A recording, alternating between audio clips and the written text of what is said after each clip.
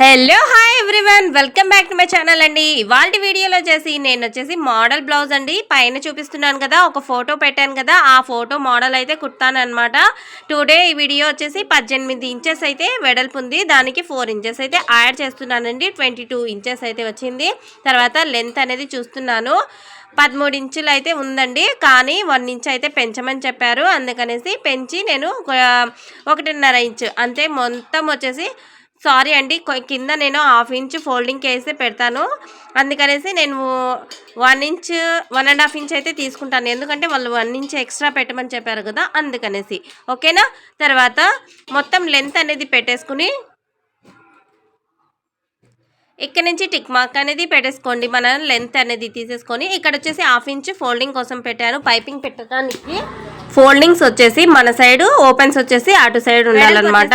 22కి అర్థం వచ్చేసి సగం వచ్చేసి 11 ఇంచెస్ అనమాట. 11 ఇంచెస్కి ఇక్కడ పెట్టాను చూడండి. ఇలా టిక్ మార్కింగ్ అయితే బాక్స్ లాగా డ్రా చేసేసుకోండి. తర్వాత లైన్ నీట్గా వేసేసుకోండి, ఎందుకంటే ఆ నీట్గా ఉండేదే మనం కటింగ్ అయితే చేస్తాం కాబట్టి. కానీ ఈ మోడల్కి పేపర్ కటింగ్ ఎందుకు చేస్తున్నారక్క అనేసి అడుగుతారు కదా, అది ఎందుకంటే నేను చెప్తానండి తర్వాత.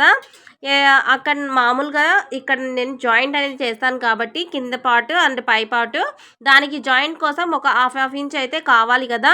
కుట్టు మామూలుగా వచ్చేసి క్లాత్లో కట్ చేసేస్తే కనుక 1/2 ఇంచ్ అనేది మార్జిన్ పెట్టుకోలేం కాబట్టి మనం పేపర్ కటింగ్ అయితే చేసేసుకున్న తర్వాత 1/2 ఇంచ్ అనేది ఎక్స్ట్రా క్లాత్లో కట్ చేసేసుకుంటే దానికి అడ్జస్ట్మెంట్ అయితే అవుతుందన్నమాట. అందుకనేసి పేపర్ కటింగ్ అయితే చేస్తున్నానండి. నెక్ ఇంతవరకు వచ్చింది, కానీ వాళ్ళు అలా డీప్గానే పెట్టమని చెప్పారు. కానీ 1 ఇంచ్ పెంచమని చెప్పాం కదా ఫస్ట్, అందుకనేసి 1/2 ఇంచ్ 1 ఇంచ్ అనేది పైన యాడ్ చేసేసుకొని తర్వాత ఇది కూడా కిందికి యాడ్ చేసేస్తానండి. చాలా బాగుంటుంది, ఎందుకంటే మొత్తం కిందికి వచ్చేస్తుంది అనమాట లాస్ట్ వరకు కటింగ్ చేస్తే కనుక. ఓకేనా. అలా లేకుండా ఒక 1 ఇంచ్ అనేది పైకే పెట్టేస్తున్నాను. సరేనా. చూడండి, మీకు అర్థమవుతుంది. తర్వాత ఇక్కడ నేను జస్ట్ పైన 2 ఇంచెస్ పెట్టాను కదా, ఆ 2 ఇంచెస్ వరకే నేను కూడా కిందికి వరకు పెడతానమాట. లేకుంటే ఇలా క్రాస్గా ఒక టిక్ మార్క్ అయితే వేసేసుకుంటున్నానండి. అలా వేసేసుకోవాలన్నమాట. ఓకేనా. అలా వేసేసుకున్న తర్వాత చూసేసుకుందాం. ఒక 2 ఇంచెస్ అయితే ఇక్కడికి బ్యాలెన్స్ అయితే పెట్టుకోవాలన్నమాట.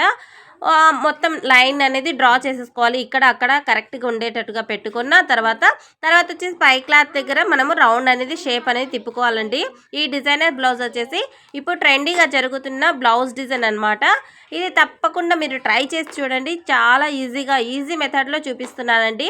స్టిచ్చింగ్ వీడియో వచ్చేసి లైవ్లో పెట్టాను, మీరు లైవ్లో చూసేసుకోండి. కానీ కటింగ్ వీడియో తర్వాత పెడుతున్నాను. స్టిచ్చింగ్ వీడియో అయితే ఫస్ట్ పెట్టేశానండి, ఎందుకంటే లైవ్లో పెట్టాను కాబట్టి కొంచెం తొందరగా పెట్టేశాను. ఓకేనా.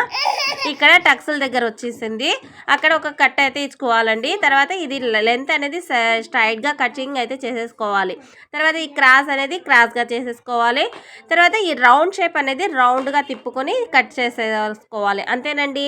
ఇది వచ్చేసి ఇలా 2 భాగాలు కరెక్ట్గా వచ్చేస్తుంది. తర్వాత 1/2 ఇంచ్ దీనికి పెంచుకోవాలి, 1/2 ఇంచ్ పై భాగానికి పెంచుకోవాలన్నమాట. అంతేనండి తేడా. ఏమంటే అది క్లాత్లో కట్ చేస్తే కనుక మనకు 1 ఇంచ్ అనేది 1/2 ఇంచ్ అనేది ఎక్స్ట్రా రాదు, కాబట్టి మనము పేపర్ కటింగ్ అయితే చేసేసుకోవాలి. తర్వాత లైనింగ్ క్లాత్ అండి. లైనింగ్ క్లాత్ ఇలా పెట్టుకున్న తర్వాత స్ట్రైట్గా దీనిపైన పేపర్ ఎంతవరకు కటింగ్ చేసుకోవాలో అంతవరకు అయితే టిక్ మార్కింగ్ అయితే వేసేసుకుందాం పేపర్ అంతా. కానీ ఒక 1/2 ఇంచ్ అనేది పైకి, ఒక 1/2 ఇంచ్ అనేది తీసేసుకోవాలి ఎక్స్ట్రా పీసెస్. చెప్పాను కదా, జాయిన్ చేయడానికి ఒక 1/2 ఇంచ్ అనేది ఎక్స్ట్రా పడుతుందనేసి, అలా అనమాట. తర్వాత 1/2 ఇంచ్ వేసేసుకున్న తర్వాత ఆ బాక్స్ని నేను సపరేట్గా కట్ చేసేస్తానండి. తర్వాత పై పార్ట్ అనేది వేస్తాను చూడండి.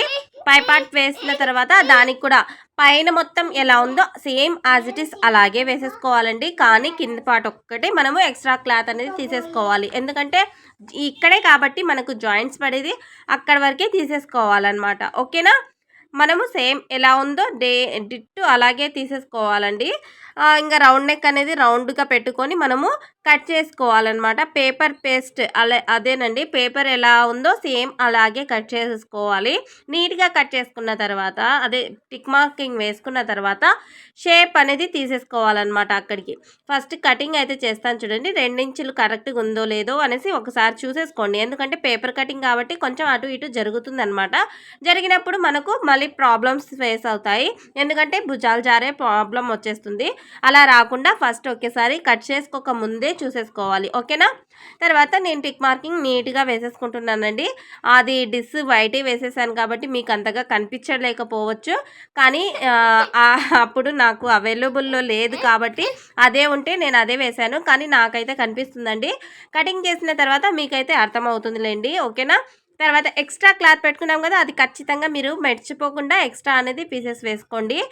వేసుకున్న తర్వాత జాయింట్ అనేది మనకు ఈజీగా జాయింట్ వేసినప్పుడు కరెక్ట్గా అర్థమైపోతుంది, ఓకేనా.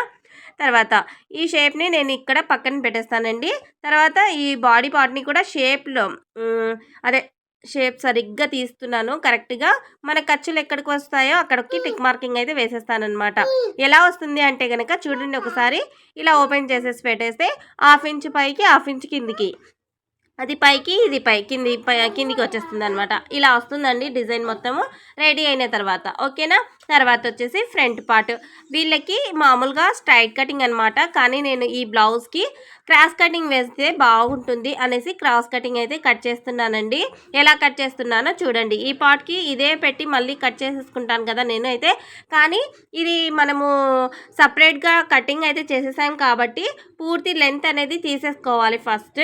ఎందుకంటే మనము కింద పార్ట్ని సపరేట్ చేసేసాం కాబట్టి మన బ్లౌజ్ లెంత్ మొత్తం తీసేసుకోవాలన్నమాట. ఇక్కడైతే కర్వ్ చేశానండి నీట్గా. తర్వాత నెక్ అనేది ఎలా ఉందో మనకు అంత పెట్టుకోవాలి. కొంచెం పైకి పెట్టమని చెప్పారు మన కస్టమర్ కాదండి, మా అయాన్ వాళ్ళ టీచర్ అనమాట. తను ఇలాంటి మొన్న మోడర్న్ బ్లౌజెస్ కుట్టాను కదా, అవి కూడా వాళ్ళవే, ఇద్దరు సిస్టర్స్వి అనమాట.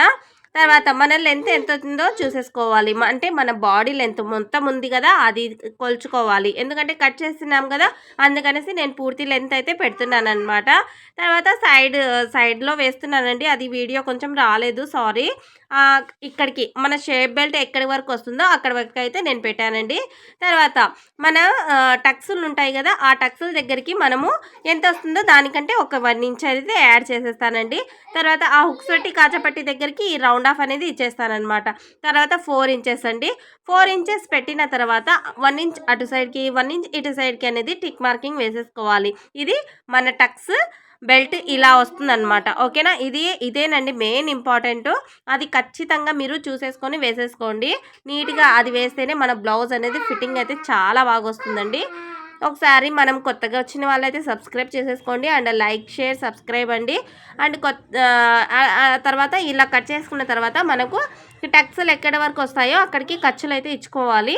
తర్వాత నెక్ అయితే కటింగ్ చేసేస్తున్నాను. చాలామందికి వచ్చే డౌట్ ఉంది, ఇది కొంచెము ఎందుకో గ్యాప్ వస్తుంది అక్క అనేసి. ఆ గ్యాప్ రాకుండా ఉండడానికి అక్కడ ఒక 1/2 ఇంచ్ అనేది పెంచుకుంటే సరిపోతుంది, అంతేనండి. ఎక్స్ట్రా ఏం చేయాల్సిన అవసరం లేదు. అలా చేస్తే కనుక అస్సలు గ్యాప్ అనేది ఉండదు, సరేనా. తర్వాత షేప్ బెల్ట్ కోసం మనం ఎంత తీసుకుంటాం, 3.5 ఇటు సైడ్కి, 3 ఇంచెస్ ఇటు సైడ్కి అండి. ఎందుకంటే వాళ్ళ షేప్ బెల్ట్ అలా ఉంది కాబట్టి నేను అలాగే సేమ్ యాజ్ ఇట్ ఈస్ అలాగే కట్ చేస్తున్నాను. మీరు కూడా మీ షేప్ బెల్ట్ ఆల్తీ బ్లౌజ్కి ఎలా ఉందో సేమ్ అలాగే పెట్టుకొని కట్ చేసేసుకోండి, ఓకేనా. తర్వాత డబల్ ఫోల్డింగ్ కాబట్టి ఒక సెంటర్లో కటింగ్ అయితే చేస్తున్నానండి. మొత్తం కటింగ్ అయితే ఓవరాల్గా అయిపోయిందనమాట. తర్వాత ఇది హ్యాండ్స్ వచ్చింది కదా, ఇక్కడికి వేసేస్తానండి. నేను ఇక్కడ వేసింది ఒక 2 ఫోల్డింగే అనమాట, 4 ఫోల్డింగ్ అయితే వేయలేదండి. ఎందుకంటే నాకు టక్స్లు అయితే క్లాత్ అయితే పడుతుందన్నమాట, సైడ్లలో జాయింట్స్ అయితే పడుతుంది, అది నేను కుట్టేటప్పుడు అడ్జస్ట్మెంట్ చేసేస్తానమాట. తర్వాత బాడీ లెంత్ మొత్తం బ్యాక్ పార్ట్ వేసేస్తానమాట. జస్ట్ ఫ్లవర్స్ వచ్చాయండి, అక్కడొకటి. ఫ్లవర్స్ వచ్చినప్పుడు మనము ఎలా చేసుకోవాలంటే ఇలా చేసుకోవాలండి, మొత్తం ఇలాగే పెట్టేసుకుందాం. ఎలా పెట్టినా కూడా ఓకే అనమాట ఈ క్లాత్కి. ఎందుకంటే ఏ ఫ్లవర్ వచ్చినా కూడా మనము అటు సైడ్ ఇటు సైడ్ పెట్టుకున్నా కూడా ఒకేలాగా ఉంటుంది కాబట్టి మనం ఇలా కూడా పెట్టుకొని కట్ చేసుకోవచ్చు.